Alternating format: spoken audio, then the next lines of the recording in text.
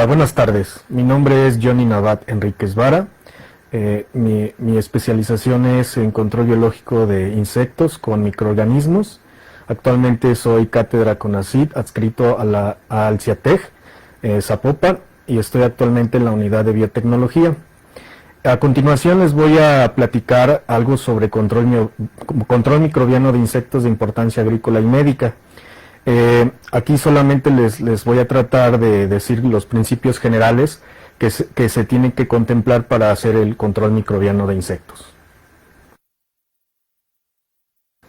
Y bueno, antes de pasar de lleno a todo esto, me gustaría comentarles que una de las cosas que tenemos que tener en cuenta es que en los ecosistemas y agroecosistemas existe un equilibrio entre insectos, sus depredadores, sus patógenos, de tal manera de que estos insectos que después cuando nosotros hacemos monocultivos se convierten en plagas, en esos ecosistemas estaban regulados, ¿no?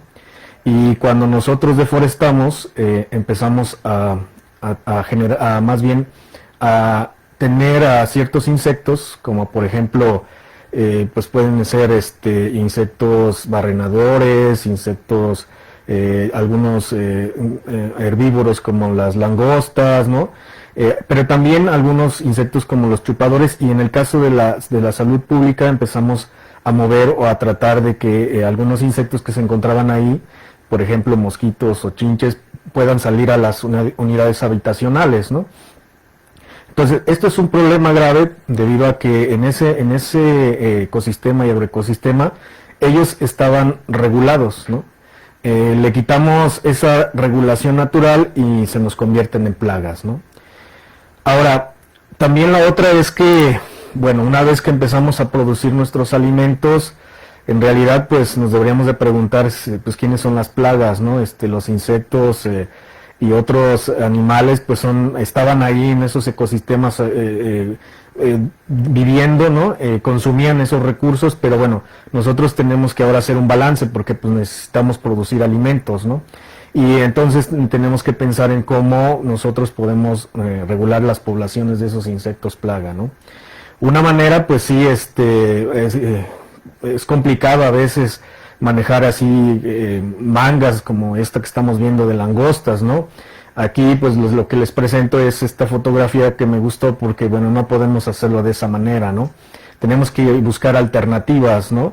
Y esto sí se ha visto, estas mangas de langosta, de hecho actualmente también se ha visto este problema, sobre todo vuelve a ser un problema en algunas zonas del país y en algunas zonas del mundo, ¿no? También hay insectos que se consideran vectores de enfermedades, por ejemplo Diaphorina citri, que es un vector de una bacteria que se llama Candidatus liberbacter. Lo que provoca es el amarillamiento, el Juan Lombín, que es el conocido dragón amarillo, en donde bueno, las hojas empiezan a ser color amarillo, hay un amarillo en las hojas en forma de dragón, y entonces se muere la planta, ¿no? En el caso de salud pública, bueno, pues tenemos vectores de importantes virus como el dengue, que bueno, lo transmite este mosquito, y que bueno, pues es un problema de salud pública importante, ¿no? Y que bueno, nosotros nos preguntamos, pues, ¿cuál es el origen de todo esto, no? Y bueno, en el caso de la salud pública, algunas de las causas, bueno, pues sí es que deforestamos, estas poblaciones de estos insectos se van hacia los lugares donde habita la gente, pero nosotros también provocamos que esos mosquitos, de una u otra manera, les damos las condiciones para que puedan vivir con nosotros, ¿no? Por ejemplo, este es el caso de la India, donde almacenan agua, ¿no? En este tipo de recipientes. Pues aquí en México, pues ustedes ya han visto, ¿no? En donde dejen llantas, donde dejen botes y hay lluvia, pues ahí van a poner sus huevos los mosquitos, ¿no? Y bueno, esas son algunas de las causas que originan que nosotros tengamos esas fuertes poblaciones de estos insectos, ¿no? ¿Cuáles han sido las alternativas? Bueno, siempre se ha usado, bueno, no siempre, pero sí se ha hecho un uso indiscriminado de insecticidas, tanto en la agricultura como en la salud pública. Yo no quiero decir que los insecticidas no sirvan, sí sirven, solamente hay que saberlos usar. Pero bueno, se ha usado tanto que bueno, hemos tenido algunos impactos, ¿no? Por ejemplo, no, ustedes han de ya haber escuchado por ahí algunos libros donde hacen el comentario o tienen evidencias de cómo ha sido este asunto de cómo el uso indiscriminado de insecticidas puede afectar a las poblaciones de otros animales y hasta de nosotros mismos. Por ejemplo, esta obra de La Primavera Silenciosa de Rachel Carson, ahí es donde fue los primeros indicios de que, bueno, pues algo estaba sucediendo con el uso indiscriminado, ¿no? Y también aquí en otros lugares, como en algunos lugares de zonas agrícolas importantes, también se ha visto que los que más son perjudicados son las personas que viven o están viviendo a un lado o cerca de donde se asperjan los insecticidas. Y por ejemplo aquí les muestro unos dibujos que hacen niños que no están en mucho contacto con los insecticidas y niños que sí tienen contacto con insecticidas. Empieza a haber problemas de trastornos neurofisiológicos, ¿no? Y bueno, la cosa es aquí que ¿cómo nosotros podemos resolver esto, ¿no?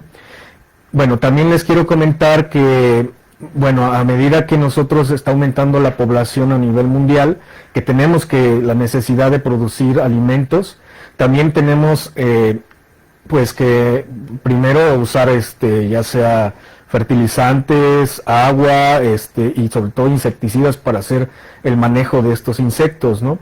Sin embargo, como ya les comentaba, hay algunas consecuencias de hacerlo de esa manera, ¿no? Digo, no está peleado el uso de insecticidas, solamente que hay que usarlos bajo ciertos criterios y no provocar que se vuelvan los insectos resistentes a esas moléculas, ¿no?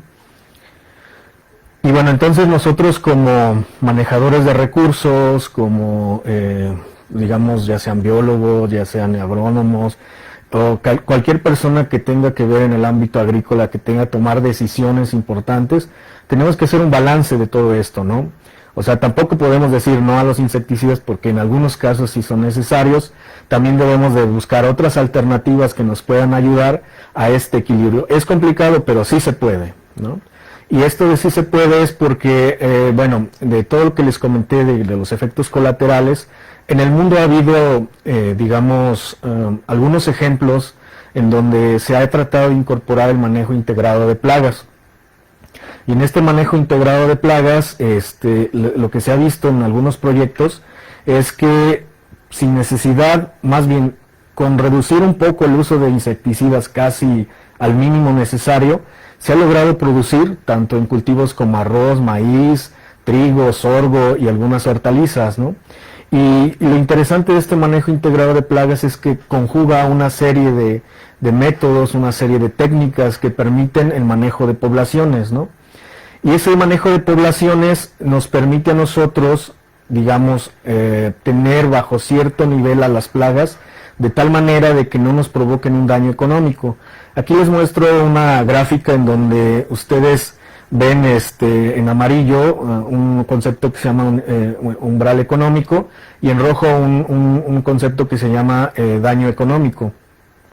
¿A qué se refiere esto? Bueno, en entomología económica estos dos conceptos son muy importantes debido a que, por ejemplo, si ustedes no hicieran una actividad de control en algún cultivo, ustedes llegaría a un punto al cual el daño económico ya no sería tan redituable que sus cultivos, o sí, sobre todo sus cultivos de importancia, ya no sería redituable ni ir a cosecharlos, porque prácticamente ya no hay un método de control que te permita que esas poblaciones de insectos puedan bajarse, ¿no? Y bueno, eso representan pérdidas, ¿no? Pero hay otro concepto que se llama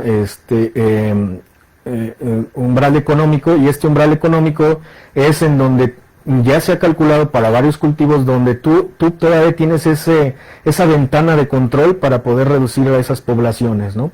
También aquí les muestro, digamos, de manera teórica lo que pudiese estar pasando, y bueno, más o menos esto pasa cuando se usa solamente el control convencional. Ustedes ven en las líneas, ¿cómo se llama? Continuas de color negro. Ven ustedes que hay muchos altibajos y casi acercándose al umbral de daño económico, ¿no?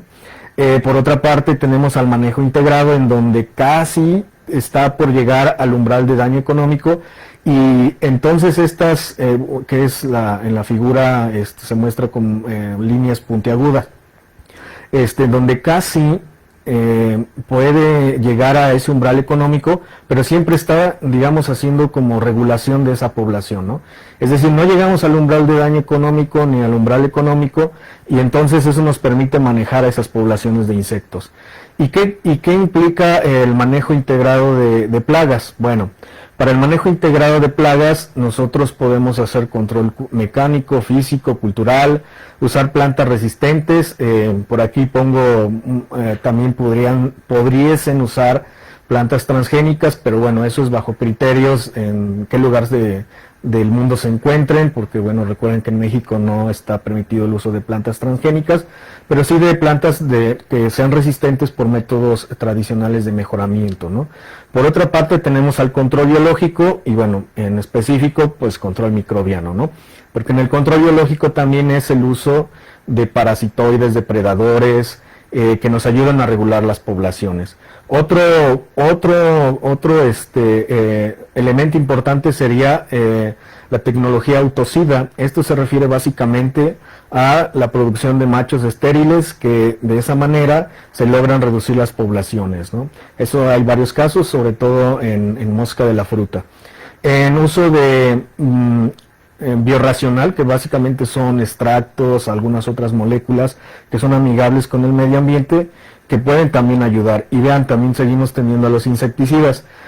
Cuando nosotros hacemos el uso de todas estas métodos y técnicas para poder hacer el manejo de las poblaciones, pues les decía, nosotros manejamos o mantenemos a las poblaciones por debajo del umbral económico, que es lo que nos interesa. Y bueno, una parte de este manejo integrado y del cual les voy a hablar es el control microbiano, ¿no? Y para eso me gustaría darles una pequeña definición, que el uso más bien que el control microbiano es el uso de microorganismos como agentes de control biológico y productos derivados de estos microorganismos para reducir la densidad de insectos plaga, ¿no? Y como ustedes vieron en la definición, pues lo que se usa son microorganismos, ¿no? Y bueno, aquí quiero mencionarles que todos, absolutamente todos, tenemos una presión de selección. Al igual los insectos se enferman por protozoarios, se enferman por bacterias, se enferman por virus, se enferman por nematodos y por hongos entomopatógenos. Sí, bueno, en especial a mí me tocó trabajar mucho tiempo con gallina ciega, por eso les pongo un ejemplo de gallina ciega. Pero si ustedes cambian a diaforina o cambian a anófeles, que es los mosquitos, o a los ades, o a insectos herbívoros como el gusano cogollero, cualquiera de estos insectos tiene una presión de selección.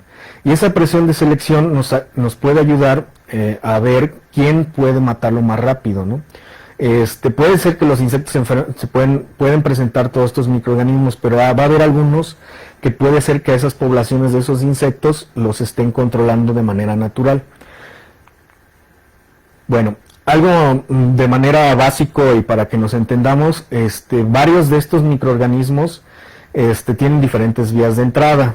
Bueno, hay algunos que van a entrar, que solo tienen que ser consumidos. En el caso de virus, bacterias, protozoarios y algunos nemátodos, tienen que ser consumidos. O en el caso de nematodos pueden entrar por la boca. Hay otros microorganismos que solo pueden entrar por la cutícula, y estos microorganismos son los hongos entomopatógenos, ¿no? Y bueno, en el caso de los nematodos, hay algunos que pueden hacer una especie como de herida en la cutícula y por ahí entrar. Eso después se los voy a ir explicando. Y bueno, también hay otras rutas de entrada que pueden ser los espiráculos de estos insectos. Por ahí pueden entrar nemátodos y algunas esporas de hongos. Y en el caso de los nemátodos, por ejemplo, también pueden entrar por la parte del ano de los insectos, ¿no? Entonces, de esta manera ustedes pueden ver que, bueno, como ya les decía, el insecto que se sitúe en algún agroecosistema, en un ecosistema, pues va a ser atacado por diferentes microorganismos, pero también el insecto tiene ciertos mecanismos para defenderse de todos estos, porque si fuese así de que por todo se dejara, digamos, invadir, pues el éxito de las especies de estos insectos pues no sería bueno, ¿verdad? Bueno, a manera general les describo que, bueno, dentro de las bacterias, una de las que más se ha estudiado pues es Bacillus thuringiensis, ¿no? Y eso, bueno, se ha hecho famosa sobre todo por las cuestiones de los transgenes, ¿no? Solo quisiera decirles que, pues bueno, es una bacteria gram positiva, comúnmente se encuentra en el suelo, durante su crecimiento vegetativo puede producir una espora y un cristal. Los cristales o las toxinas CRAI que se usan son los que se usan para las formulaciones de insecticidas, y ustedes aquí pueden ver cómo es la espora y cómo son los cristales, ¿no? Y dependiendo ahora sí que el tamaño del péptido del cristal, la forma, es como vas a tener cierta especificidad hacia ciertos insectos, ¿no? Por ejemplo, miren, en Bacillus thuringiensis, bueno, se ha visto que hay cepas para controlar Bacillus thuringiensis tenebriones, que va prácticamente para coleópteros, y en donde más se ha puesto atención, pues es obvio en los lepidópteros, porque los lepidópteros, la mayoría de ellos son, ¿cómo se llama? Son que consumen follaje, o sea, son herbívoros, y son de importancia para, por ejemplo, hortalizas como brócoli, coliflor, en algunas otras como pues el maíz, ¿no? Que se pueden consumir las espodópteras, ¿no?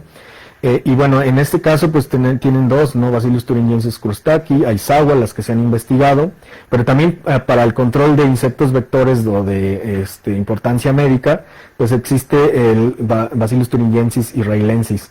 Pero déjenme decirles que en el mundo del Bacillus thuringiensis ha habido y sigue habiendo reportes de otras cepas que se siguen encontrando para una diversidad de insectos, ¿no? Entonces, en Bacillus thuringiensis nosotros podemos tener muchas posibilidades. Sin embargo, los que más éxito han tenido es en el caso de los lepidópteros, y ya hay productos formulados para su uso en control microbiano de estos insectos, ¿no? Otro de los microorganismos que ya habíamos visto pues son los hongos entomopatógenos. Estos de manera general, como les comentaba, tienen que penetrar forzosamente la cutícula, y esto funciona de la siguiente manera.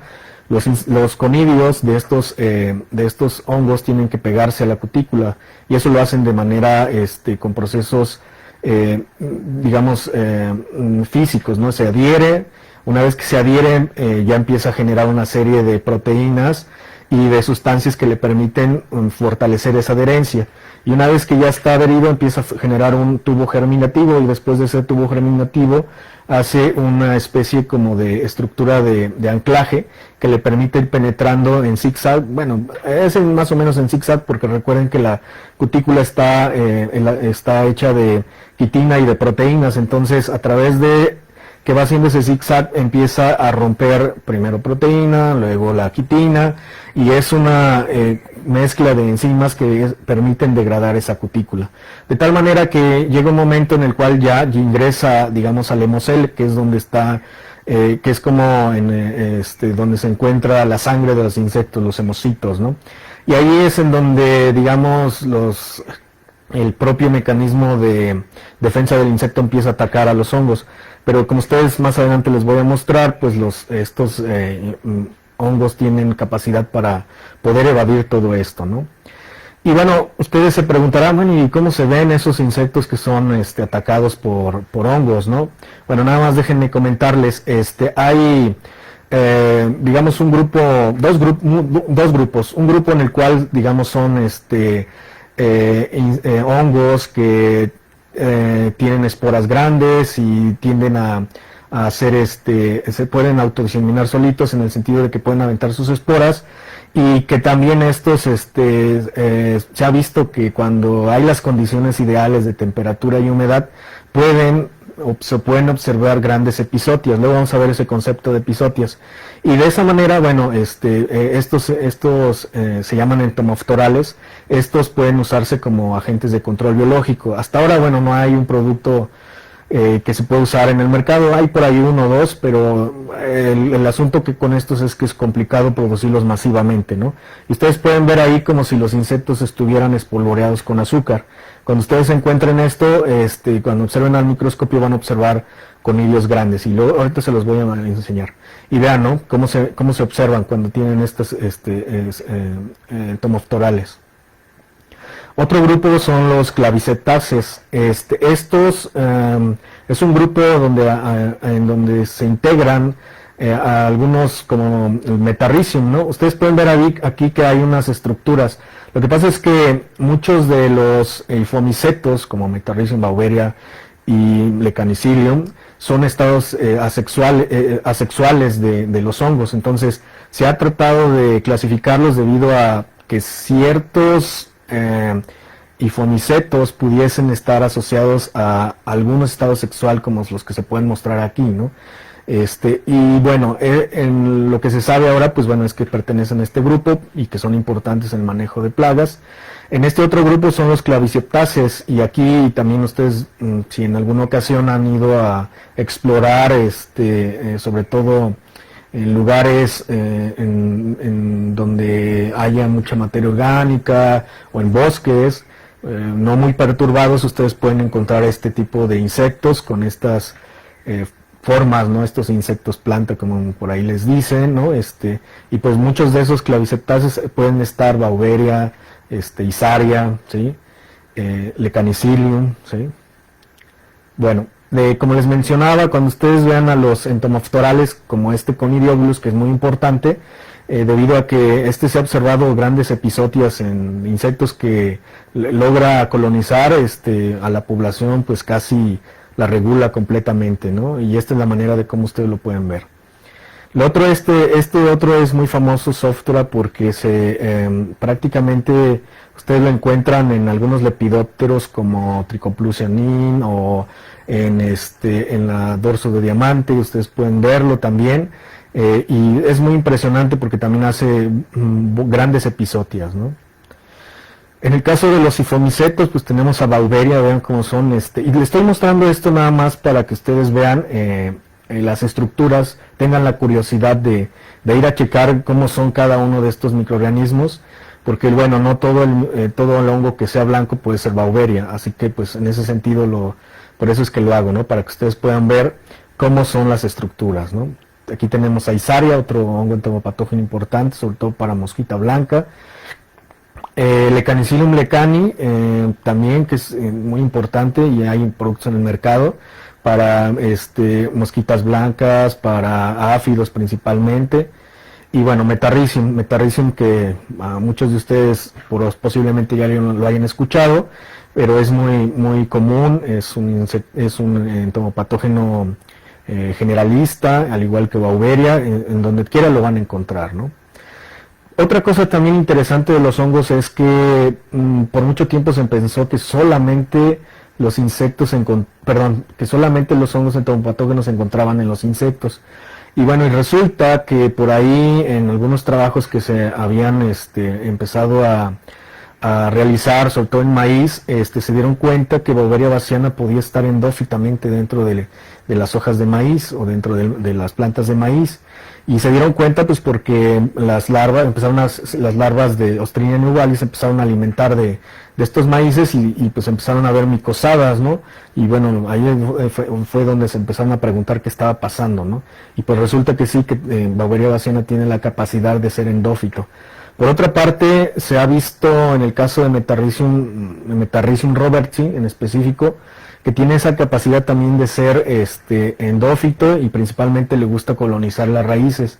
Y se ha pensado que posiblemente Metarrhizium robertsi, pudiese como ayudarle a la planta a lo que se refiere aquí es que el insecto puede estar colonizado de este micelio, de este hongo, crecer sus hifas y de esa manera llegar a la planta y estarle como aportando nutrientes, ¿no?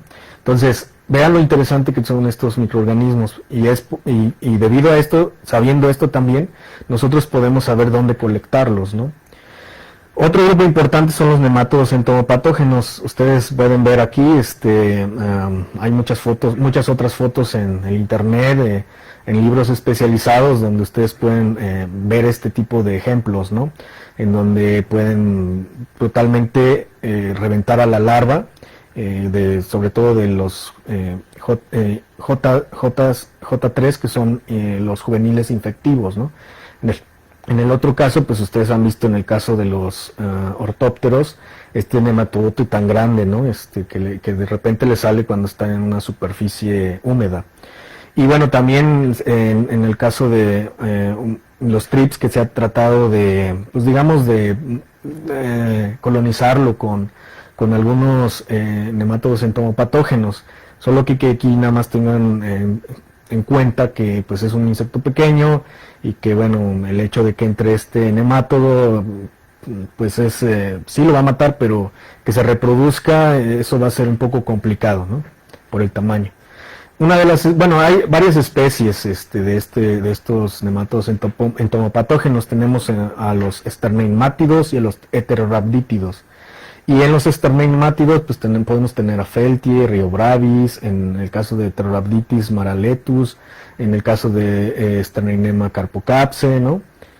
Y bueno, más bien aquí la pregunta es cómo entran todos estos. Ya lo habíamos comentado de manera general, pueden entrar por la boca, pueden entrar por el ano, pueden hacer alguna ruptura de la cutícula en el caso de los heterorhabdítidos. Y bueno, después de eso, ¿qué pasa, no? Y bueno, la cosa es que estos nemátodos tienen una asociación con una bacteria. En el grupo de los esternemátidos está Genorhabdus, en el grupo de los heterorhabditos Fetorhabdus. Y bueno, estos alojan a esa bacteria que cuando entran o penetran al hemocele o en el interior del insecto, liberan estas bacterias y en realidad quien hace la chamba pues son las bacterias.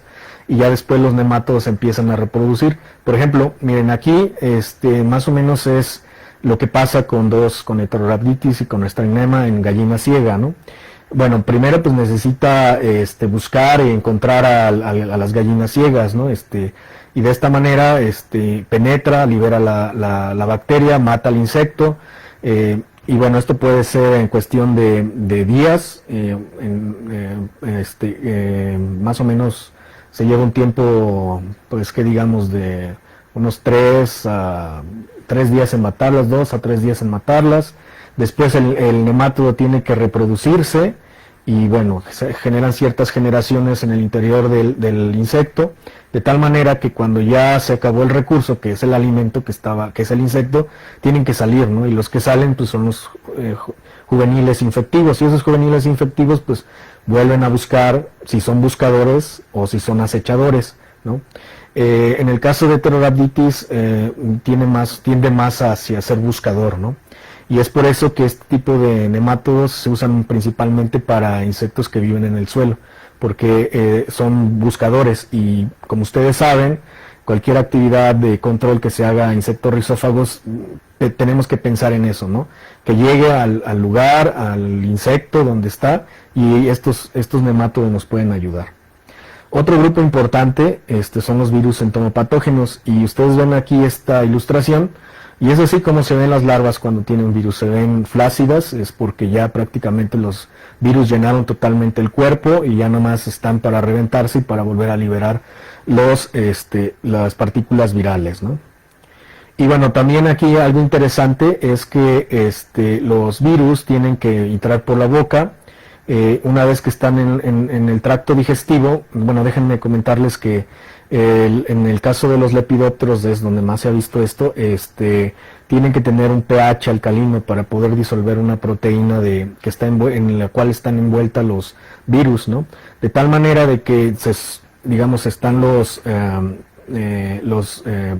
viriones, se adhieren a las membranas peritróficas del intestino. Ahí infectan a la célula de las células de la membrana, empiezan a colonizar, a hacer su función los virus, de tal manera que llenan totalmente esa célula, revientan, digámoslo así, y es de esa manera que empiezan a ingresar los virus al interior del hemocele del insecto. De tal manera que esto puede llevarte unos 2-3 días en matar al insecto. y pues bueno, en el transcurso de esos días también puede empezarse a reproducir todos estos virus, ¿no? Estos virus se han utilizado más como para plagas, como que será Trichoplusian minc, para Spodoptera, para en el caso de hortalizas, el dorso de diamante, y bueno, de estos tipos de lepidópteros que son muy dañinos para las hortalizas, ¿no? También para otros, para helicoverpas, también hay algunos virus. Digo, en México solo he visto 2 productos a base de esos virus, ¿no? Y esos, uno de esos se ha visto que es bueno para Spodoptera, ¿no? Bueno. Ahora, una parte importante del control microbiano pues es que ustedes tengan suficientes unidades infectivas, ya sea nemátodos, ya sea poliedros en el caso de los virus, ya sea unidades infectivas como en los hongos, como puede ser conidios o esporas, ya sea el caso. Y pues bueno, nosotros debemos de ver la manera de producirlos masivamente para poderlos aplicar masivamente en el campo, ¿no? Y uno de esos métodos, pues bueno, es producción in vitro, que en el caso de los nemátodos sí hay algunos avances en el caso de producción in vitro. El único detalle es que aquí cuesta un poco de problema establecerlos, y lo que más se ha hecho es pues in vivo, ¿no? Donde se usan a estas larvas de Galeria melonella como pues prácticamente la comida de los nemátodos, ¿no? Entonces se infectan miles y miles de estas larvas.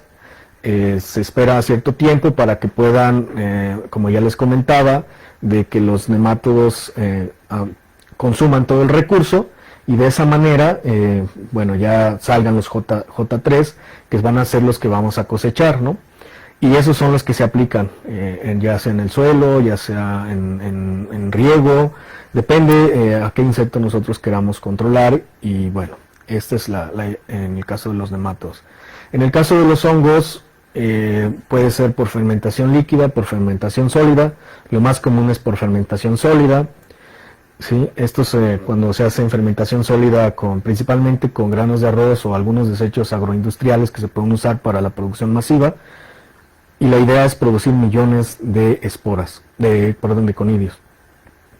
En el caso de los virus, pues bueno, déjenme decirles que los virus pues son parásitos obligados, ¿sí? Entonces tienen que solo y sí vivir en su hospedero.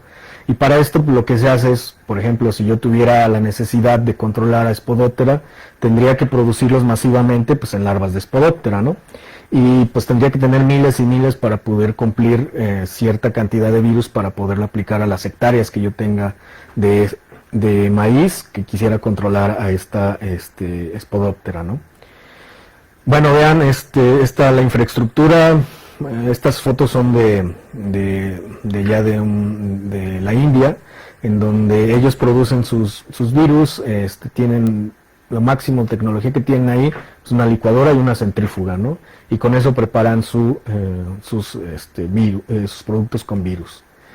Bueno, también la otra es que sí se ha podido hacer producción in vitro, pero solo que se tienen que hacer en 2 fases.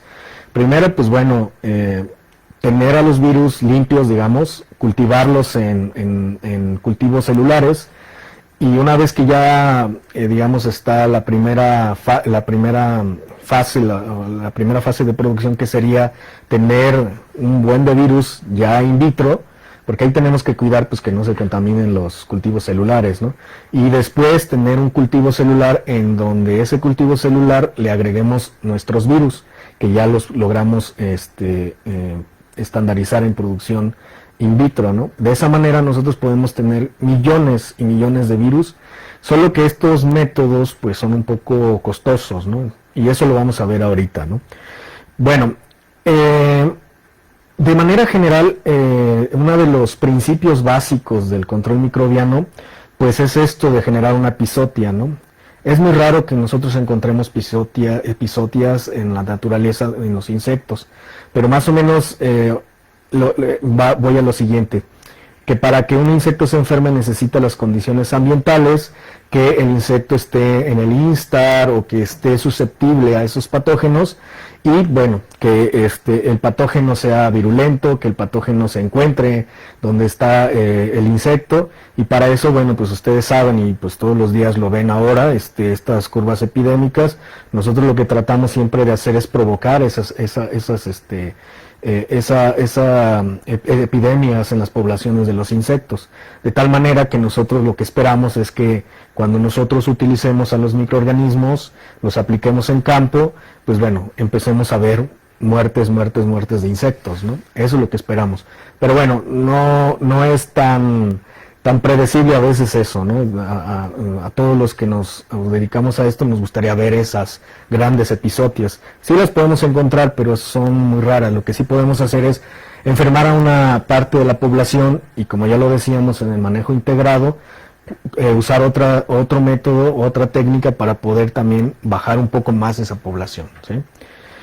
Y bueno, ustedes se preguntarán, sí, pero ¿cómo es todo esto de un bioinsecticida? Bueno, lo primero que les debo de decir es que para que ustedes inicien o ya saben qué microorganismos hay, más o menos cómo actúan, algunas complicaciones de cómo se deben de producir, pero lo más importante es que ustedes definan qué quieren controlar, ¿no? Si un insecto que come follaje, que es un herbívoro, por ejemplo chapulines, por ejemplo lepidópteros que consumen follaje, o insectos que son transmisores de virus en plantas, o insectos que viven o son barrenadores.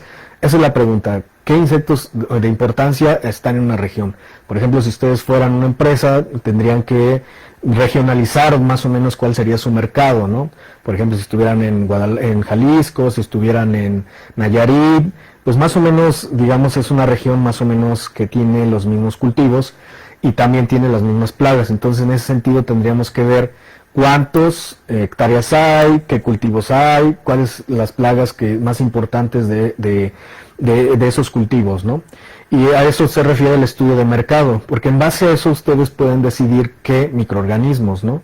Y en ese sentido, pues ya se sabe, ¿no? Por ejemplo, ¿no? Para una plaga que también es importante, la araña roja, ¿no? ¿Qué microorganismos buscaría? Bueno, lo que pasa es que en araña roja, recuerden, es un insecto pequeño que tiene a veces tiene su aparato bucal es el que nos podría, digamos, un poco no entorpecer, sino más bien si le aventáramos un virus o un nemato, pues no podría poderlo colonizar, ¿no? Sería difícil, ¿no? Sobre todo los virus. En caso de nematos, pues no, como el nemato necesita comer, pues un ácaro pues es muy pequeño, no sería posible, ¿no? Pero en el caso de los hongos sí, los hongos son por contacto, recuérdenlo, los hongos van a ser por contacto, de tal manera que a los ácaros sí los podemos nosotros controlar con la arañita, a los ácaros sí los podemos controlar con los hongos, ¿no? Entonces, ¿qué haríamos? Pues buscar hongos que mataran a las arañitas rojas. Tendríamos que hacer una búsqueda, ¿no? de esos entomopatógenos y bueno, probarlos, ¿no? Luego existen los áfidos, pues ustedes ya los han de haber visto, son insectos chupadores, y ahí ni las bacterias, porque recuerden que las bacterias deben ser tragadas, los virus tampoco, y pues también obviamente los nemátodos, por el tamaño del insecto, pues obviamente los nemátodos es más grande, podría ser hasta a veces un poco perjudicial, que el nemato pues no tendría la capacidad como para poderse desarrollar y completar su ciclo en los áfidos, ¿no? Otros serían los minadores, es un problema también en algunos cultivos grave. Aquí hay dos, ¿no? Las bacterias, que podrían ser Bacillus thuringiensis, porque en alguna fase de estos minadores no necesariamente van a estar siempre en el interior de las hojas, sino van a haber una parte de su ciclo de vida que pudiese estar, y entonces sí podrían usarse bacterias, ¿no? También algunos de los minadores pueden ser lepidópteros, y en este caso sí podrían usarse los nemátodos, solo que tendrías que buscar una tecnología para poder aplicarlo en la parte del follaje.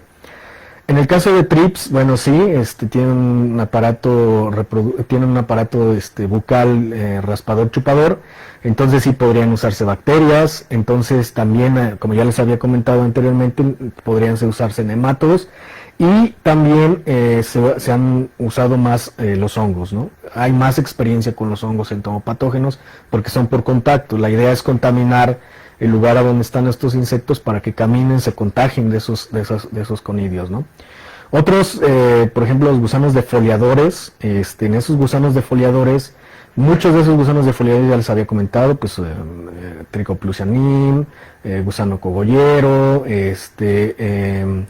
Helicover pasea, ¿no? Esos podríamos nosotros, y lo que se ha hecho es meterse más con las bacterias, porque también la cosa es que necesitamos reducir la tasa de consumo del follaje, y uno quien logra muy bien hacer esto, bajar esa tasa, pues son las bacterias, matando todos los insectos, ¿no? También los virus son los que tienen alto potencial. Los nemátodos sí, los hongos sí, pero lo que más se ha visto que funciona pues son bacterias y virus, ¿no? Y gusanos del suelo, vean, así como que sin pensarlo, irnos por los nemátodos, ¿no? Por lo que les había comentado, de que muchos de los gusanos del suelo, como las gallinas ciegas, pues viven en el suelo y hay que buscarlos. Entonces los nemátodos pues son excelentes candidatos para buscar nemátodos entomopatógenos, ¿no? Y bueno, la otra es bacterias, sí, también hay algunas bacterias que pueden funcionar, sin embargo, por el sitio de aplicación que es en el suelo, a veces eso puede competir contra muchas otras bacterias, ¿no? Y en el caso de chinches, pues lo que más se ha buscado, recuerden que algunas chinches son chupadoras, entonces casi no se van a mover, y entonces lo que más se buscaría pues serían los hongos, ¿no? Bueno, hay otro proceso importante, bueno, pues ir a colectarlos, ¿no? Ir saber dónde, cuándo, en qué momento. Cuando ustedes se dedican a la patología de insectos, la verdad es que es muy interesante, porque vas al campo y bueno, aparte de ver otras cosas, empiezas a buscar insectos con síntomas, con coloraciones distintas, y dices, aquí hay, entonces te lo llevas al laboratorio y lo empiezas a examinar, ¿no? Y cuando ya lo haces, digamos, de manera profesional, ya que ahora sí que una empresa te paga, o vas a hacer tu tesis sobre esto, pues tus ojos deben de estar muy abiertos para esto, ¿no?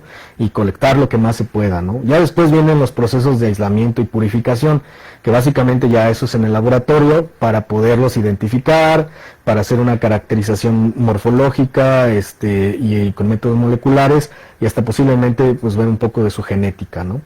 El otro proceso muy importante pues es la conservación. Bueno, de nada sirve que ustedes tengan un montón de aislamientos y ya purificados y no los tengan bajo un criterio de conservación que les permita tenerlo por muchos años, y que, bueno, todo ese trabajo pues lo tengan ahí respaldado, ¿no?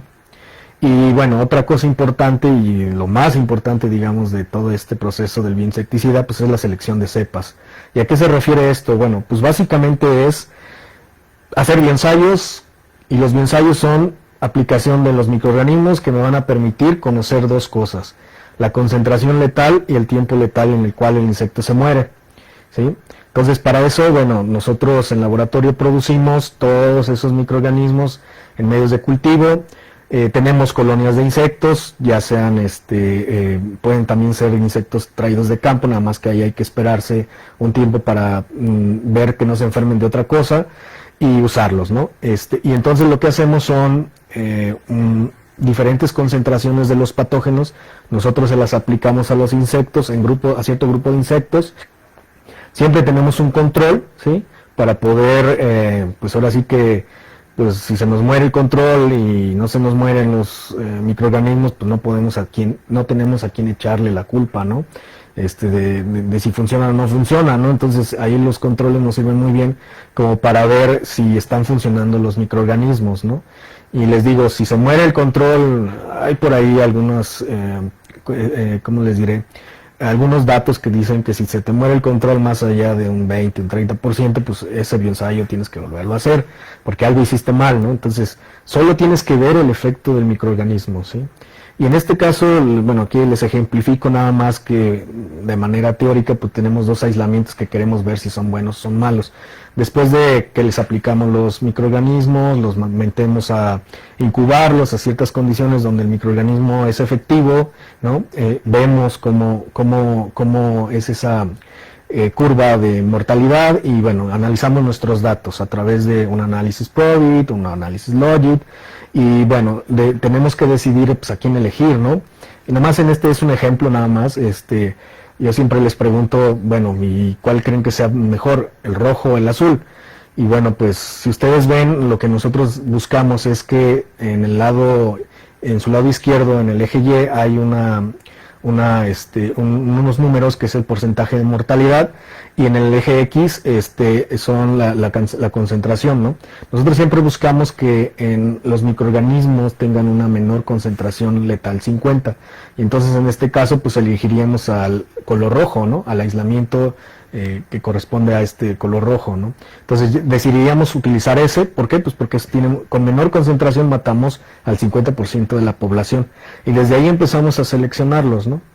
Luego,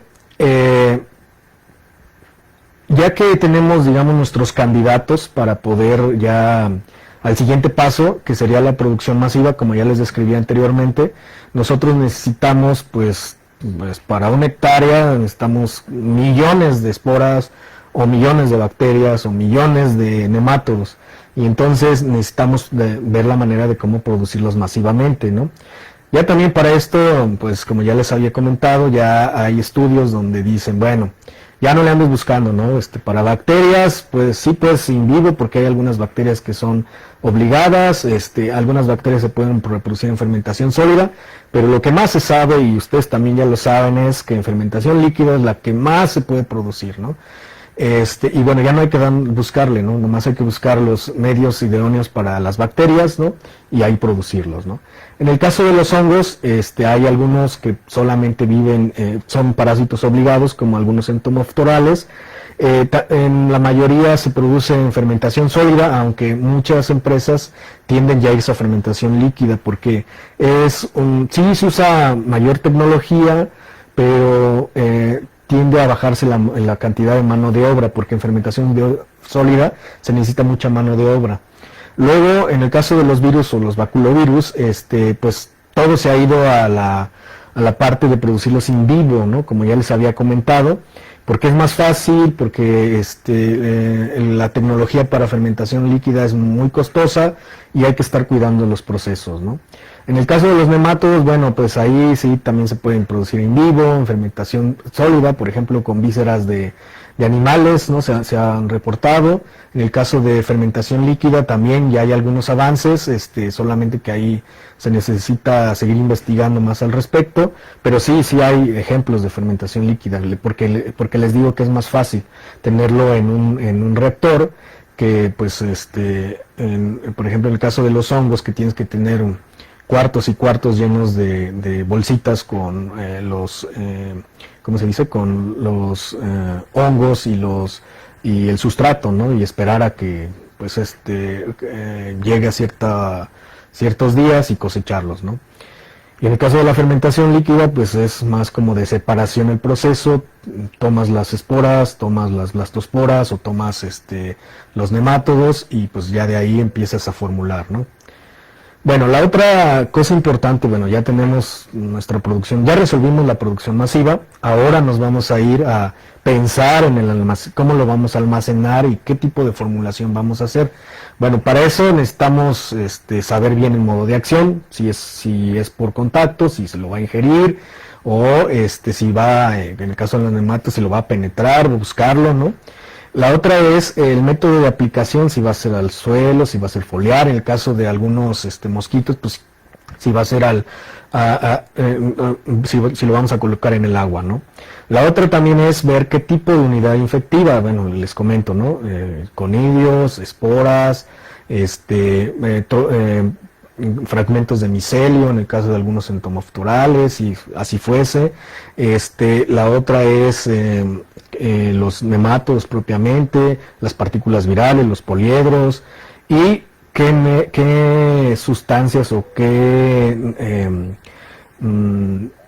ingredientes o qué matrices yo voy a utilizar para poder proteger a estos microorganismos, porque recuerden, cuando lo almaceno debo de protegerlo pues de las variaciones de temperatura, que ese microorganismo siga viable por lo menos durante 8 o un año, 8 meses a un año, y que bueno, cuando yo lo use pues funcione, ¿no? Entonces tengo que protegerlo. También tengo que protegerlo contra, una vez que ya lo voy a aplicar, pues contra la radiación ultravioleta. Entonces tengo que pensar qué matrices, qué ingredientes puedo yo ponerle para protegerlos, ¿no? Ahora, una vez que ya tengo, pues ya resolví producción masiva, ya resolví la formulación, que déjenme decirle que eso es todo un tema y que en el cual pues en otro momento se podría abordar, pero sí es todo un tema, ¿no? Bueno, ya resolví lo de la formulación. Después, bueno, ya ahí vienen las partes de registro del producto, de mi producto, y bueno, para hacer el registro recuerden que se tiene que hacerse una serie de cuestiones, pues básicamente de normas y de algunos lineamientos donde se evalúa el impacto ambiental, toxicológico, que corrobore la actividad biológica en campo de tus productos, ¿no? Para que puedas tener un registro. Y todo esto también puede estar sustentado por una patente, ¿no? Porque al hacer una formulación empiezas a jugar con varias matrices, con varios elementos que te permiten tener una buena formulación, y a partir de ahí encuentras algo que dice si es potencialmente útil y pues puedes patentarlo, ¿no? Entonces por eso puede ser que sea una patente y luego el registro, ¿no?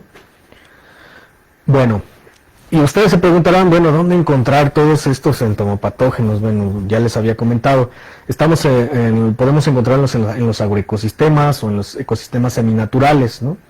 ¿Y dónde los puedo encontrar? Bueno, los puedo encontrar en el follaje, los puedo encontrar en las raíces, los puedo encontrar en el suelo, puedo encontrar que algunos insectos depredadores que consumieron algún insecto que está enfermo puede acarrear ciertos microorganismos de una parcela a otra, o por ejemplo en este caso de un agroecosistema a un ecosistema natural, y viceversa, ¿no? También los microorganismos que estaban en los ecosistemas seminaturales pueden ser transportados a los agroecosistemas. Entonces es muy importante que cuando ustedes anden explorando o cazando microorganismos, lo pueden hacer en ambos lugares, ¿no? Ya por ahí hay literatura donde se sabe que ciertos microorganismos que se encuentran en los agroecosistemas tienen cierto potencial, y también los sistemas naturales pueden tener más potencial que el de los agroecosistemas. Sin embargo, es deseable que ustedes busquen en agroecosistemas donde, digamos, pues está al día el microorganismo enfrentando, pues no nada más a los insecticidas, sino también a los fungicidas que se usan para los cultivos, la radiación ultravioleta, el manejo que se da, porque de ahí ustedes empiezan a seleccionar esos microorganismos para que puedan adaptarse a las condiciones o a las regiones donde ustedes quieran después liberarlos, ¿no? Y bueno, en todos lados, ¿no? En todos lados donde exista vegetación, donde exista el suelo, ustedes los pueden encontrar en cualquier lugar, ¿no? ¿Cuándo buscar? O sea, esa es una de las preguntas también que tiene que ver cuando se generan las epizotias, ¿no? ¿Cuándo buscar? Bueno, solamente quiero decirles que los entomopatógenos son densodependientes. A medida que hay una alta población de insectos, puede ser que una parte de esos insectos se pueden estar muriendo por algún microorganismo, ¿no? El que mayor le dé presión de selección, ¿no? Y aquí tenemos varios ejemplos, ¿no? En Tribolium castellum, cuando se observan altas poblaciones también se empiezan a observar insectos muertos, ¿no? En el otro insecto que se llama Seirapera diniana, igual cuando hay altas poblaciones de insecto también puedes encontrar a una gran proporción de esos insectos que se están muriendo por algún microorganismo, ¿no? En los áfidos igual, y sobre todo en entomoftorales, cuando hay estas explosiones demográficas también va a haber una cantidad de insectos que van a presentar estos microorganismos, ¿no? Bueno, ¿cómo ustedes podrían colectarlos? Bueno, la cosa aquí es que pueden colectar los insectos muertos, como pueden ustedes ver ahí. Hay diferentes insectos con diferentes patógenos. Cada uno de esos entomopatógenos deben de ser colectados de manera, pues con ciertos cuidados, ¿no? Por ejemplo, en el caso de los virus, Así como ven al insecto todo ya flácido, así se lo deben de llevar al laboratorio con cuidado, porque si lo van en el transcurso del camino, ustedes lo van ahí agitando, pues obviamente el insecto se va a ir deshaciendo, y lo que ustedes quieren es que cuando lleguen al laboratorio puedan ponerlo pues en una cajita Petri o en un tubo, ¿no? Y a partir de ahí ya empezarlo a estudiar, ¿no? También en el caso de algunos insectos que se noten pues con bacterias, también sería recomendable pues tenerlos en recipientes donde estén secos, ¿no? Entonces una cosa importante es ver qué color tienen, qué signos, qué forma y qué textura y qué olor tienen esos insectos. En base a eso pues se llevan al laboratorio, ¿no? La otra es colectar insectos vivos. Como ya les había comentado que los entomopatógenos son densodependientes, al igual que los insectos, entonces ahí de una proporción de esa población ustedes pueden tomar insectos, llevárselos a sus laboratorios y empezar a observar si presentan algún variaciones en su comportamiento, algún color. Por ejemplo, ahí en el ángulo superior derecho ustedes pueden ver una larva que está melanizada, ¿no? Tiene puntos de esclerosamiento, y eso es un indicador de que esas larvas o tienen un nemátodo o tienen un entomopatógeno. Entonces yo les prestaría atención a ese tipo de insectos, ¿no? Y para eso, pues bueno, espero que haya un periodo de incubación en mi laboratorio, y bueno, ya lo veo que sale, ¿no? Bueno, la otra es que, bueno, ya que tienes al insecto muerto, son cuestiones muy básicas de microbiología. Ustedes pueden lavar a los insectos como muestra ahí, esa es una manera. Ustedes pueden investigar en los manuales especializados de patología de insectos para cada uno de los microorganismos, pero eso es algo general.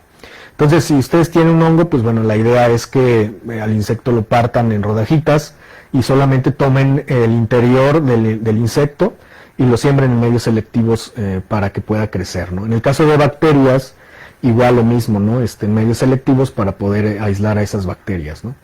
Y en el caso de los nemátodos, ahí lo que se usan son trampas white se le llama. Ahí ustedes ponen en un vidrio de reloj, ponen un papel filtro, ponen a las larvas que potencialmente tienen o se observan con nemátodos, mantienen húmedo esa camarita, y en el transcurso del tiempo ustedes van a empezar a ver que salen los nemátodos, los juveniles J3, y a partir de ahí ya ustedes tienen que volver a reinocular y de esa manera empezar a estudiar, ya sea morfológica o por biología molecular, qué especie es de nemátodo, ¿no? Bueno, ya que ustedes tienen aislado, un proceso importantísimo es la purificación. De repente luego podemos tener varios hongos en nuestras muestras, y pues tenemos que tener ese ojo clínico para poder saber si es un metarrhizium, si es una Beauveria, si es una Serratia o es otra bacteria, ¿no? Así a primera impresión, pero ya después ustedes pueden hacer purificación, pueden ir separando, y de esa separación pues tener varios aislados, ¿no? Y que ya después ustedes los van a tener que identificar, ¿no? Ahí les recomiendo que ustedes lo hagan, manden a personas especializadas, o si tienen los manuales apropiados, pues a partir de ahí de las claves hacerlo, ¿no? Bueno, otra manera de cómo aislar a los hongos entomopatógenos y los nematos entomopatógenos podría ser de esta manera. Ustedes pueden ir ya sea a un agroecosistema o a un ecosistema natural, y ahí tomar muestras de suelo, ¿no? Aquí les muestro que, bueno, recuerden que las especies de insecto pueden estar distribuidas en agregados, ¿no? Y es muy posible que si ahí se murió un grupo de insectos, ahí pudiesen estar los conidios o los nematodos o los virus o las bacterias, ¿no? Ahí en ese sitio. Entonces es recomendable que ustedes vayan y hagan un muestreo de ese suelo. Y bueno, una vez que ya fueron por su suelo, pues mantenerlo bajo la sombra, en condiciones adecuadas, tamizarlo. Y bueno, en este caso, ustedes pueden, ya sea en recipientes de gelatineros o en otros recipientes más grandes, ustedes pueden tener ese suelo, lo tienen que humedecer para que puedan, en el caso de los nematos, para que puedan moverse, también para el caso de los hongos, para que tengan esas condiciones ideales para poder penetrar la cutícula del insecto. Y bueno, se le llama insecto trampa, este método, el cual consiste en que, bueno, una vez que ya tienen sus muestras de suelo, tienen que tener larvas de Galeria melonella. Esas larvas deben de ser sumergidas por 10 segundos a 56 grados centígrados, no se pasan más porque se cuecen las larvas y entonces pues ya no les van a servir. Entonces la idea de aquí meter estas larvas a esta temperatura es para inhibir unas glándulas que tienen estos insectos de producción de seda, y esa producción de seda lo que hace después es que se van recubriendo y pues ya no van a tener ningún contacto con el suelo y por lo tanto ya no van a poder trampear ningún entomopatógeno, ¿no? Entonces la idea es esa, ¿no? Que los insectos se les haya inhibido esas glándulas, ¿sí? Y después ya en tu botecito, en tu recipiente con suelo humedecido, metes las larvas y las mantienes ahí incubando durante 7 o hasta 10 días, ¿no? Y la idea es estarle dando vueltas para que los insectos tengan constantemente contacto con el suelo, ¿no? Y bueno, una vez que ya las incubas, las tienes que revisar cada 3 días, ¿no? Entonces, una vez que empieces a revisar, se te van a empezar a aparecer estos ejemplos, ¿no? Por color rojo, color amarillento, así como la de mi imagen de en medio, o empiezan a salir micelio como en la parte de abajo. Y bueno, ya entonces ya saben aislar, ya saben purificar, identificar y pues conservar, ¿no? Y a partir de esta parte ustedes ya pueden tener germoplasma, perdón, sus recursos genéticos microbianos, ¿no? Para lo que ustedes hayan determinado que puede ser controlado, ¿no? Otra pues son los medios selectivos, ¿no? Tanto Beauveria como Metarrizo consiste en muestras de suelo en las cuales ustedes pueden también ver si hay la presencia, ¿no? Lo más recomendable es que sea a través del insecto trampa, tratar de obtener aislamientos. ¿Por qué? Porque es como más selectivo el hecho de que ustedes le pongan cutícula a esos hongos para que puedan ustedes trampearlos, ¿no? Bueno, hay otro tema interesante y esto es la aplicación de los bioinsecticidas. Bueno, ustedes ya tienen pues una multitud de ideas que les acabo de dar, son las principales porque en el proceso de un insecticida pues ustedes vieron, tenemos que pues casi ser expertos en ciertas partes, ¿no? Pero una de las cosas importantísimas, bueno, ya que tienes tu formulación, ya que tienes tus microorganismos, ya es la aplicación en campo de estos bioinsecticidas. Y bueno, aquí algo importante es que ustedes deben en el laboratorio determinar pues, sus L50 y después de sus L50 tienen que hacer un ajuste para poder extrapolar esas dosis de laboratorio a campo, ¿no? Y entonces una vez que ya tienen esas dosis de campo, ya pueden ustedes utilizar esos microorganismos, ¿no? También otra cosa importante es que muchas veces pasa de que los microorganismos los consideran como si fuesen los insecticidas, ¿no? Los pueden andar ahí trayendo en el campo a temperaturas altísimas y pues obviamente se van a morir esos microorganismos. Entonces hay que tener cuidado, ¿no? Desde cómo cuidas tu inóculo, también si vas a hacer aspersiones en cultivos hortícolas o en frutales, pues también ver que el agua que vas a utilizar para aplicarlos pues tenga un pH adecuado, ¿no? Porque también estos microorganismos tienden a bajar su viabilidad a cierto pH. También la otra es, si van a usar adherentes, pues que no sean iónicos, ¿no? Porque también tienen problemas para estos microorganismos, ¿no? Entonces son varios aspectos que también hay que tomar en cuenta en el campo, ¿no? Pero les digo, todo esto es un tema que pudiésemos platicar mucho más a fondo. Solo aquí les voy a mostrar de manera general cómo se puede hacer o cómo se hace, ¿no? Y bueno, miren, de manera general, ustedes ya saben, se usa equipos de aspersión, ya sea en tractor, ya sea en mochila, de tal manera que ustedes van a rociar gotas en el follaje y en esas gotas debe de haber microorganismos, ya sean hongos, bacterias o las toxinas de las bacterias, ¿no? O los baculovirus o los virus que vayan a depositar en el follaje, de tal manera de que debe de cubrir homogéneamente a la planta, ¿no? Recuerden que tienen que asperjar sobre el haz y sobre el envés para que, pues, digamos, esté suficientemente contaminada la planta con el microorganismo para que tenga la mayor posibilidad de contacto el insecto, ¿no? Otra cosa también importante es que en algunas partes, sobre todo en regiones desérticas, pues el problema es que no hay agua, ¿no? Y pues bueno, hay veces que en esas regiones pueden haber cultivos, o en algunas regiones no hay suficiente agua, y entonces se recurre a esta tecnología de ultrabajo volumen, que prácticamente es un aparatito que genera unas microgotas, ¿no? Y esas microgotas se pegan muy bien al follaje, y bueno, esto es lo que nos puede ayudar a reducir la cantidad de agua, ¿no? Y esto se ha sido también muy utilizado, y sí ha funcionado para varios problemas en insectos. No es tan común porque lo que más se usa pues es la aspersión, ¿no? Otro tema interesantísimo, que aquí es en donde pues he estado prestándole mucha atención a esto, es la autodiseminación de los entomopatógenos, ¿no? Aquí les ilustro nada más que ustedes pueden hacer una trampa.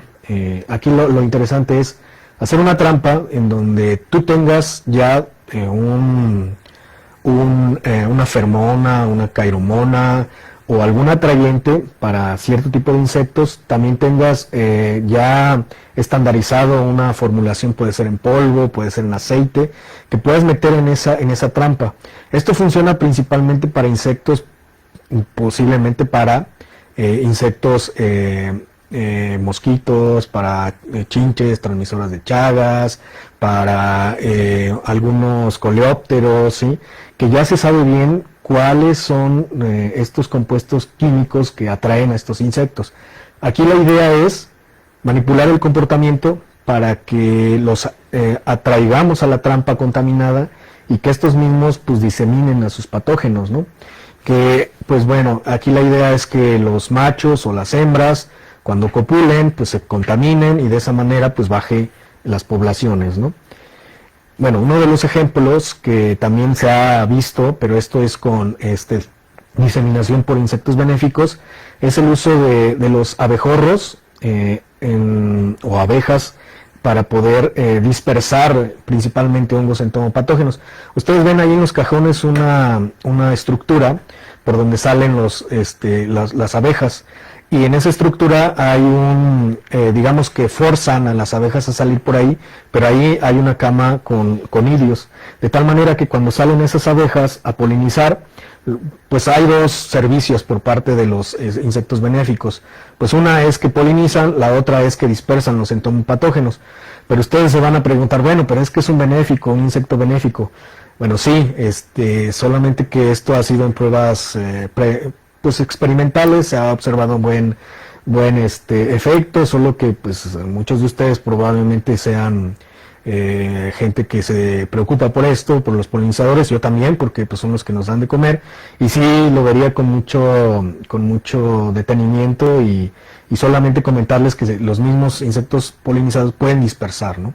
Esto se ha usado también en invernadero para la gente que se dedica a solanáceas, necesitan pues abejorros, ¿no? Para que polinicen las flores, y lo que se ha hecho y entonces lo que se ha hecho es que esos abejorros, igual como en esta ilustración, hay un mecanismo donde los forzan a salir por un orificio donde se encuentra contaminado de hongos entomopatógenos, y estos pues van y depositan los conidios en el follaje, principalmente alrededor de las flores, y esto bueno es principalmente pues para trips, en el caso del chile, pues para algunos insectos como mosquita blanca, algunos áfidos, pero también para los picudos, ¿no?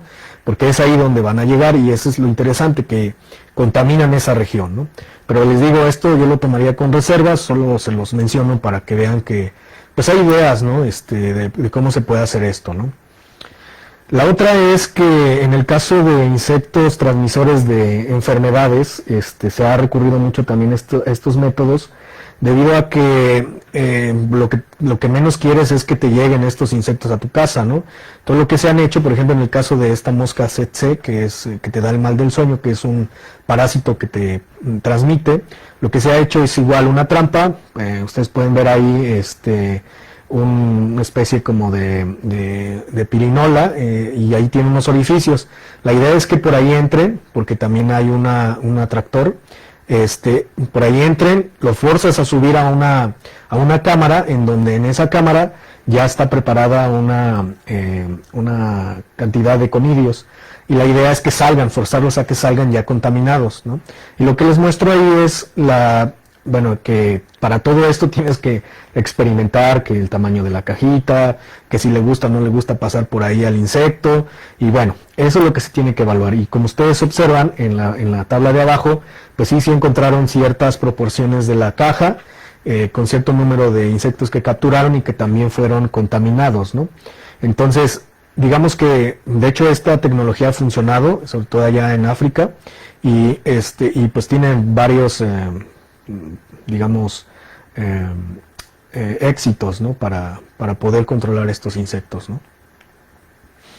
Otro de lo que también se ha tratado, bueno, sobre todo aquí en Latinoamérica, es que, por ejemplo, insectos transmisores de la enfermedad de Chagas, igual hacer trampas, porque bueno, recuerden, estos insectos pueden tener este comportamiento domiciliado y peridomiciliado, es decir, que pueden estar en casa o pueden estar a las afueras de las casas, y en un momento dado pues llegar y pues chupar a las personas que están en las casas o a los animales, y que bueno, esos después se convierten en reservorios, y que bueno, la idea es que no solamente recuerden que estos insectos chupan sangre, pero no te transmiten a través de la picadura, sino más bien cuando te rascas, porque en la popó de estos insectos es donde se encuentra el parásito, y es ahí donde, bueno, se introduce el parásito a tu cuerpo, ¿no?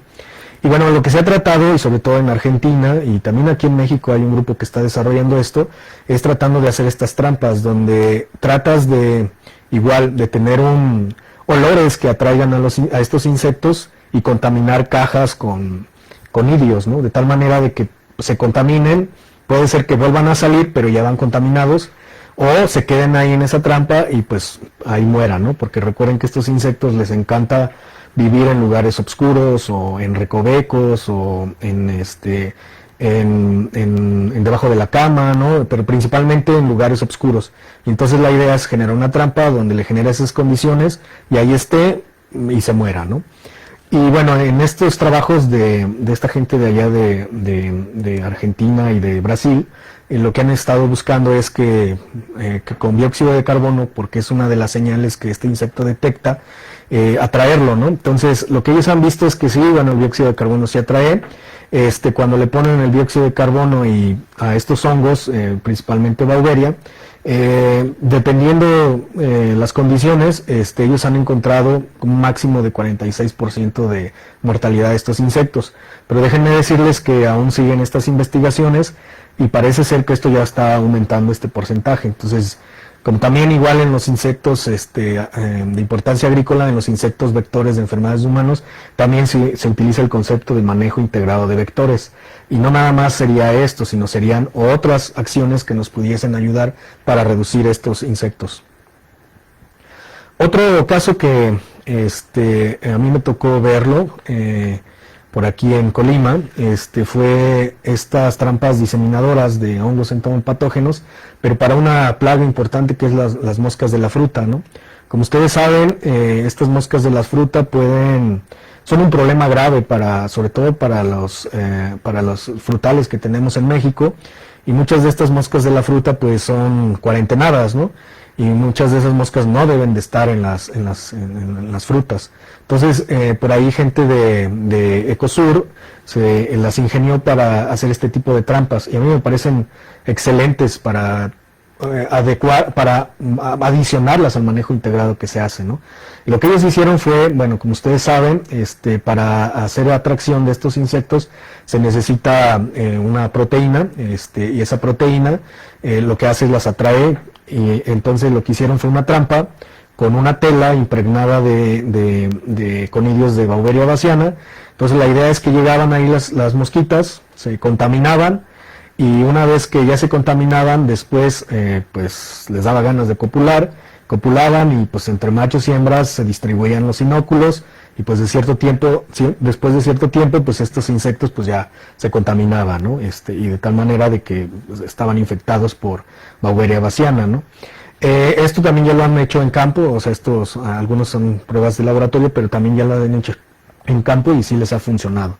Entonces por eso los pongo como una perspectiva de que esto está funcionando, ¿no? Bueno, ya en esta cuestión de los métodos de diseminación, solo les quisiera decir que pues es una de las tecnologías que se está desarrollando sobre todo para insectos que viven en el interior de las plantas, por ejemplo, que son barrenadores. En nuestro caso, en el CIATEC, estamos trabajando, apenas estamos haciendo aislamiento de hongos entomopatógenos y viendo los microorganismos que potencialmente pueden usarse para el caso de agave y el caso de palma de coco. Recuerden que estos dos son atacados por picudos y los picudos solamente salen cuando son adultos y la mayor parte del tiempo se la pasan cuando son larvas. Entonces estamos tratando de buscar una tecnología parecida. Estamos haciendo ahí algunas modificaciones, solo por cuestiones de tiempo no hemos aterrizado esto en campo, debido, sobre todo ahorita en los tiempos que no podemos salir, pero estamos trabajando con esta idea y les comento esto tiene mucho potencial, ¿no? Sobre todo para aquellos insectos que no se encuentran con facilidad en la planta, que tienen este comportamiento de que pueden pues resguardarse en otros lugares, en otros sitios, pero una vez que conoces su comportamiento, pues es como lo puedes manipular, ¿no? Y lo interesante es tener una trampa, tener una fermona o una cairomona, o tener un atrayente que te permita, ahora sí que hacer la fiesta entre ellos, y un hongo entomopatógeno que pueda controlar a los insectos, ¿no? Bueno, ya con en esta parte yo les quiero resumir pues un poco de la experiencia que he tenido con estas plagas rizófagas, ¿no? Ya desde hace mucho tiempo he trabajado con estos insectos y lo que yo les quiero comentar aquí es que varios aspectos que ya vimos y yo creo que muchos de ustedes han de estar esperando así como que, bueno, y pues a ver, pues cuéntanos algo interesante, ¿no? Bueno, lo que les voy a comentar es lo siguiente. Bueno, ustedes saben que las plagas rizófagas principalmente son coleópteros, ¿no? Algunas pues son de importancia económica, como pueden ver en los estercoleros, otras pues como las filófagas, que son rizófagas estrictas y que se comen ahí a las raíces de las plantas, ¿no? Y son de importancia económica en México, ¿no? Sin embargo, cuando ustedes van al campo, ustedes no nada más ven una sola especie, sino pueden ver un complejo, como se los puedo mostrar. En una parcela, en alguna región del país, ustedes ven gallina ciega y pues siempre ven una larva como las que se muestran ahí, pero muchas de esas larvas pueden pertenecer a estas diferentes especies, ¿no? Entonces por eso es que tenemos que buscar una alternativa para cada una de ellas, o buscar alternativas que puedan de cierta manera controlar a las tres. Ahorita vamos a ver algo que ustedes tal vez en algún momento se lo han preguntado, pero sí diferentes especies de gallina ciega tienen diferentes, digamos, defensas contra sus patógenos, y eso pues de una u otra manera puede también acarrearnos problemas en el sentido de que nada más estemos usando ciertos microorganismos para una especie y la otra la estemos haciendo que se vuelva más agresiva porque le estamos quitando la competencia, ¿no? Como ustedes saben, estos insectos, pues bueno, tienen 3 estadios, una pupa y un adulto, ¿no? La mayoría del tiempo se la pasan en el suelo, casi a lo largo de un año. Algunas tienen ciclos de un año, algunas tienen ciclos de 2 años, pero siempre el problema es que estos insectos pues son rizófagos y pueden dañar a pastos, a gramíneas, a todo lo que tenga raíz, ¿no? Y algo interesante es que, bueno, ustedes ya saben que en mayo, junio, julio pueden salir los famosos mayates, pues son esos, los adultos de las gallinas ciegas, ¿no? Y bueno, ellos salen solamente a copular, y una vez que copulan, pues la hembra pone los huevos, si hay las condiciones, y bueno, empezamos con la larva 1, la 2 y la 3. La que más come es la 3, pero bueno, para controlarla pues necesitamos o pegarle a la 2 o al 1, y pues de esa manera bajar la población de este insecto, ¿no? También se ha visto que en algunas regiones cierta precipitación con cierta precipitación empiezan a salir los adultos, y es cuando nosotros empezamos a verlos, ¿no? Eso ya está más que demostrado en algunas regiones, y siempre salen primero las filófagas, las ciclocéfalas o las anómalas, dependiendo cuál de todas estas ha tenido mayor éxito en esa región, ¿no? Las que son más competitivas, pues filófaga, ciclocéfala y luego la anómala, ¿no? Su distribución espacial de estos insectos es que, bueno, va a depender de la textura del suelo, materia orgánica, la humedad del suelo, el pH y el contenido de nutrientes. O sea, dependiendo de estas condiciones es como se distribuye esta especie en una parcela, ¿no? Les encanta más en lugares drenados, porque también si están en lugares muy, donde se concentre mucho el agua, se ahogan, ¿no?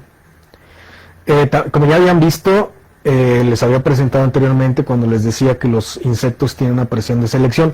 En el caso de los escarabeidos, estos son los que se han reportado como los que tienen mayor presión de selección sobre las poblaciones de estos insectos, ¿no? Pueden ser protozoarios, pueden ser bacterias como Serratia entomophila, Bacillus thuringiensis, Paenobacillus popili, ¿no?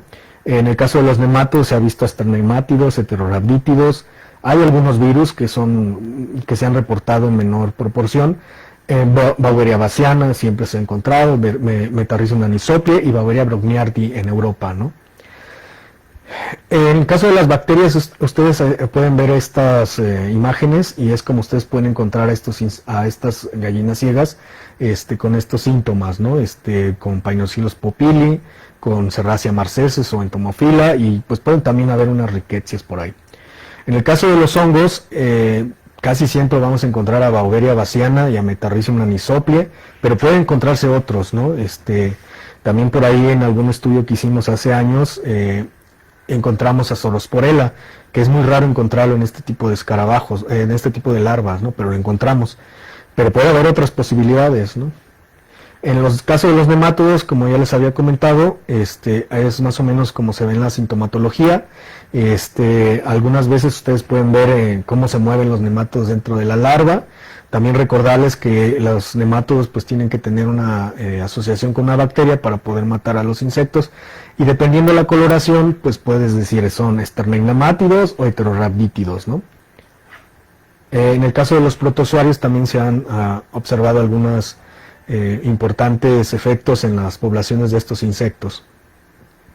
En el caso de los parasitoides pues también se han observado, es muy común encontrarlos. De cómo se hacen, cómo se ha visto en estos insectos, pues bueno, se ven huevos que tienen ya sea en la parte dorsal o ventral. Algo curioso de estos parasitoides es que nunca van a poner los huevos cerca donde están, que pueden las mandíbulas cortar esos huevos, ¿no? Y ustedes lo pueden ver muy bien esto en campo, ¿no? Cuando vayan a escarbar y van a ver. Y ahora una de las preguntas con todo lo que ya les platiqué, pues sí es posible el control biológico. Pues sí, como ya les había dicho que las poblaciones de los entomopatógenos son densodependientes. Aquí les muestro un estudio que se hizo hace muchos años, en donde se fueron a colectar larvas de gallina ciega y se fueron viendo, ¿no? Cómo fueron las poblaciones, de tal manera de que a cierto número de insectos también se empezaron a encontrar larvas enfermas con diferentes patógenos, ¿no? Y bueno, también se ha visto que, bueno, en este caso de la incidencia de gallina ciega en una pradera, como ya les había mencionado, empezamos a encontrar a Filófaga como predominante, ciclocéfala y anómala, ¿no? En todo el tiempo, pues recuerden que estos aparecen en la época de lluvias y es donde empezamos a tener ya los insectos, ¿no? Y cuando hay mayores cantidades de precipitación acumulada, pues es cuando menos se empiezan a notar estos insectos, ¿no? Bueno, ¿de qué microorganismos y de qué bacterias y de qué parasitoides se encontraron para cada una de estas especies? Por ejemplo, ustedes pueden ver en Filófaga que la mayor proporción fue para parasitoides, para nemátodos y en algún momento para hongos, ¿no? En el caso de ciclocéfala encontramos a nemátodos como predominante, parasitoides, y ahí no vemos casi a los hongos en esas larvas, ¿no? Para anómala o anómala, ahí nada más encontramos nemátodos, ¿no? Y entonces, ¿qué nos quiere decir esta variación? Que, como ya les había dicho, que cada una de estas especies tiene un mecanismo de defensa contra cada uno de esos patógenos. Y eso tiene implicaciones para su control. Otro caso también es en el caso de gallina ciega en campos de golf, igual ciclocéfala, Popila japónica, ¿no? Entonces lo que tenemos es la proporción de estos insectos, cuántos hay en diferentes épocas del año, ¿sí? Y pues bueno, siempre vamos a tener a Popila japónica y después a ciclocéfala, ¿no? Primero a ciclocéfala y luego a Popila japónica, que bueno, nos van a decir que pues la más importante es ciclocéfala, ¿no? ¿Y qué encontraron con este estudio? Bueno, también encontraron bacterias para el caso de ciclocéfala, Metarrhizium, protozoarios no encontraron, nemátodos tampoco. En el caso de Popila japónica igual encontraron bacterias, Metarrhizium anisoplie y protozoarios, y no se encontraron nemátodos, ¿no? Entonces otra vez vean cómo es la presión de selección de cada uno de estos patógenos sobre cada una de estas especies. Y bueno, ustedes se preguntarán para qué se deben estas variaciones entre las especies. Bueno, uno de los primeros es el comportamiento, ¿no? Aquí les muestro que los insectos, una vez que huelen un patógeno, tienden a retirarse, ¿no? Ustedes lo pueden ver en la figura de mano derecha.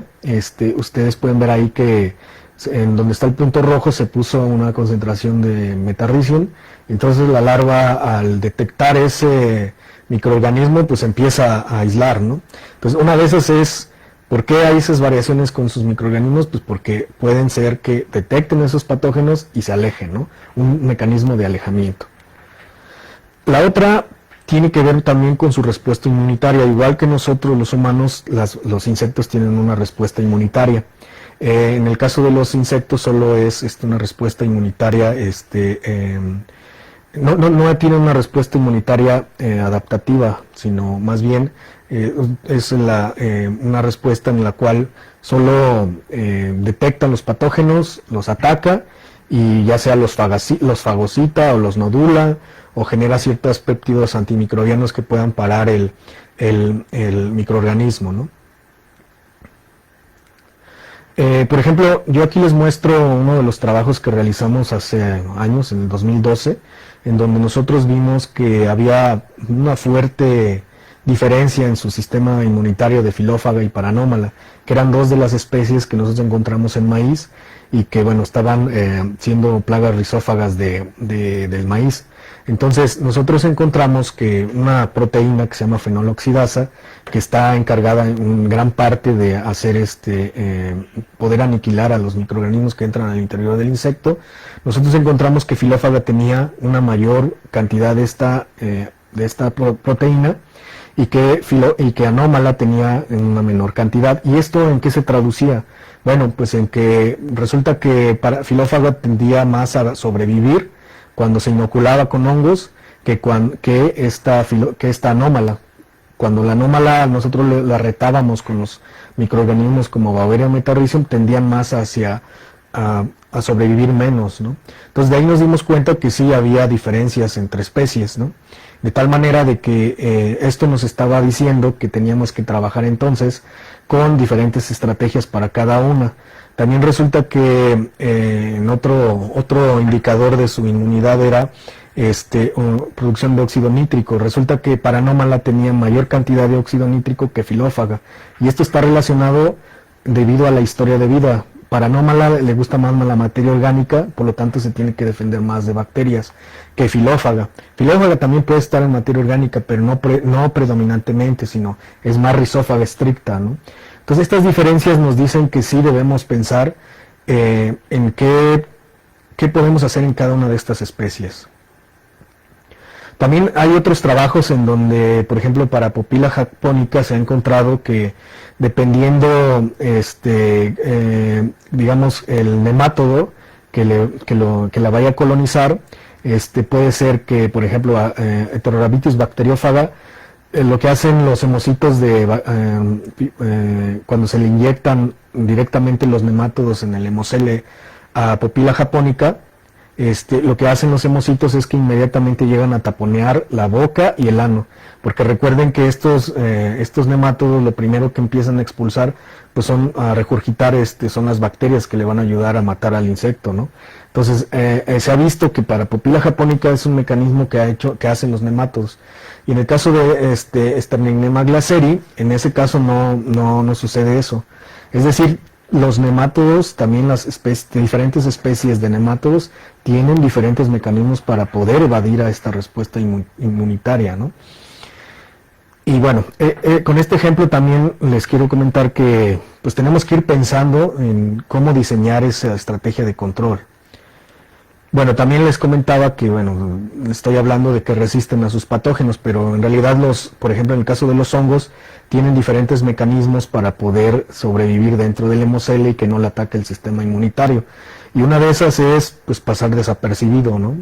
Aquí les muestro unas fotografías en donde ustedes ven está creciendo el micelio y ahí están los hemocitos queriendo atacar a ese hongo, pero no lo ataca debido a que no lo reconoce, ¿no? Entonces, de tal manera que pues empieza a proliferar y a matar al insecto, ¿no?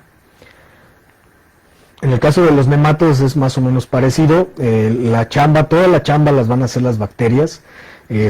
Una vez que inyectan o más bien liberan la bacteria en el interior del insecto, ellos ya prácticamente no se van a poder defender, porque las bacterias se reproducen muy rápido, producen toxinas, de tal manera de que al insecto lo matan. Bueno, en el camino de cómo hacer el control microbiano de gallinas ciegas, pues como ya les había comentado, tenemos que ir a colectar. El mejor momento, hay que buscarlo, cuando hay mayor cantidad de larvas. Ustedes empiezan a ver larvas con síntomas, los aíslan, los identifican y pues los tienen que ir a criopreservar, ¿no? La otra es hacer lo que ya les había mencionado, los biensayos, hacer pruebas de tiempo letal 50 y CL50, que es la concentración letal 50.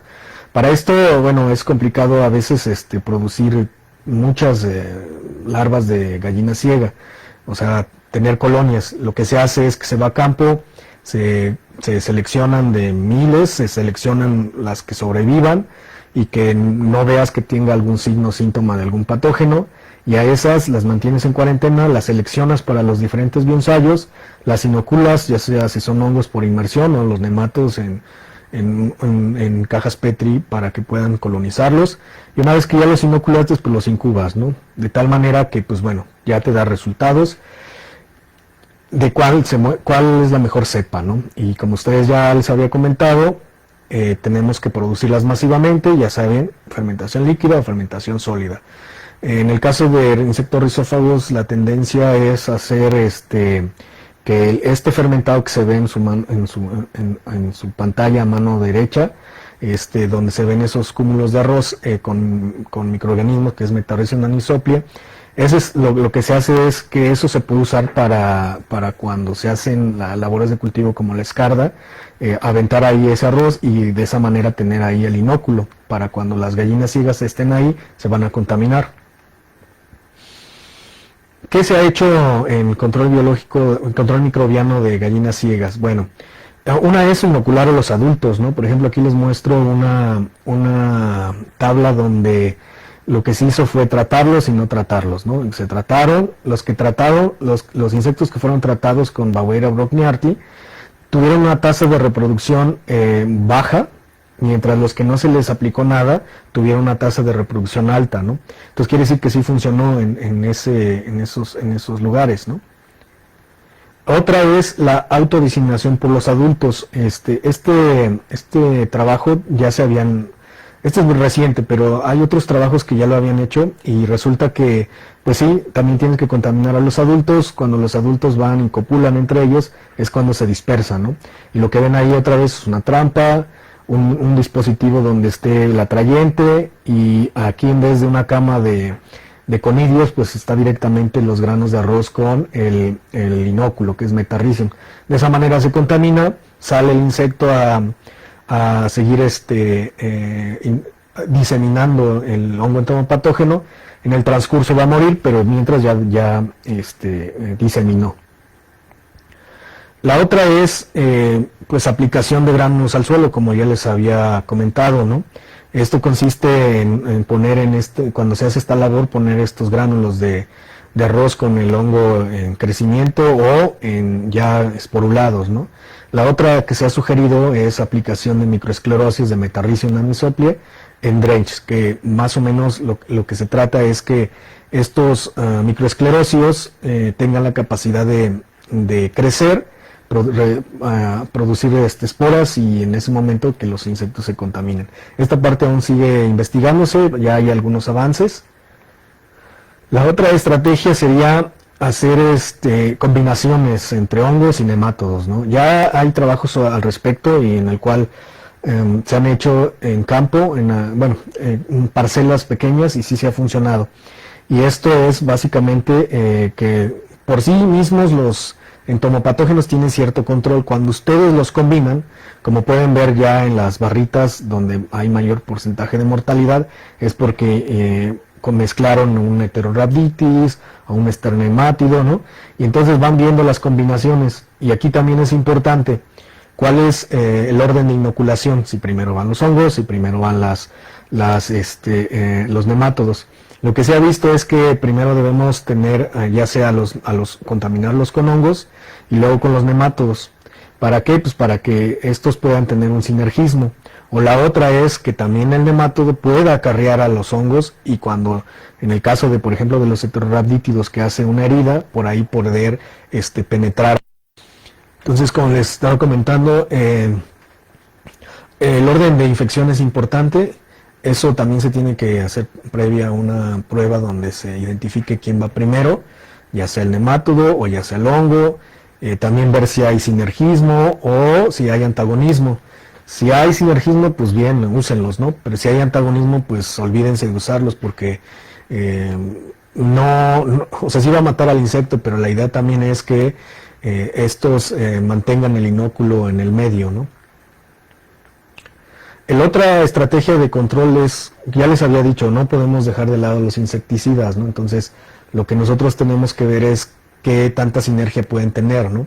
Entonces, lo que podemos hacer es, ya sea combinar por ejemplo, en este caso, ya sea los insecticidas con un nemátodo, ¿y a qué se debe esto? Bueno, hay algunos insecticidas que pueden paralizar no momentáneamente, paralizan a los insectos, pero en dosis subletales paralizan al insecto de tal manera que no lo matan, pero en este caso tienen la oportunidad de los nemátodos de colonizarlo más rápido.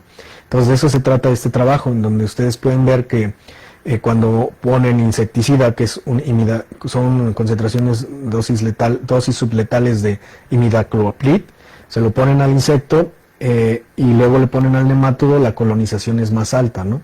Entonces, eso es lo que trata de decir, que lo mantiene, digamos, inmóvil, no se escapa, como ya lo habíamos visto como uno de los comportamientos que tiene este insecto, sino que le permite que el nemátodo logre colonizarlo.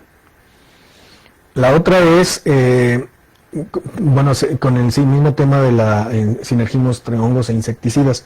Aquí lo que les quiero mostrar es que igual una aplicación tópica de imidacloprid hace inmóviles a las larvas de tal manera de que ustedes pueden aplicarles hongos entomopatógenos, se inoculan mejor cuando tienen el insecticida que cuando no lo tienen, porque tienden a moverse. Eso es algo interesante, que estos insectos cuando sienten que tienen algún microorganismo patógeno se empiezan a mover mucho, de tal manera de que se empiezan a desprender los conidios. Y entonces al desprenderse los conidios, pues las probabilidades de que penetre estos hongos entomopatógenos va a ser baja.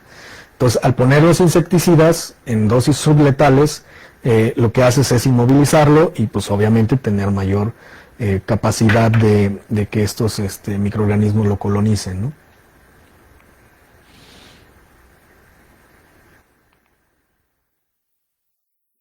Bueno, les agradezco su participación y su tiempo. Yo me encuentro aquí en el CETEG, en donde hacemos varias de estas cosas que les platiqué. Si tienen alguna duda o comentario, adelante. También me pueden contactar a jenriquez@ciatec.mx y bueno, esperamos sus preguntas. Gracias.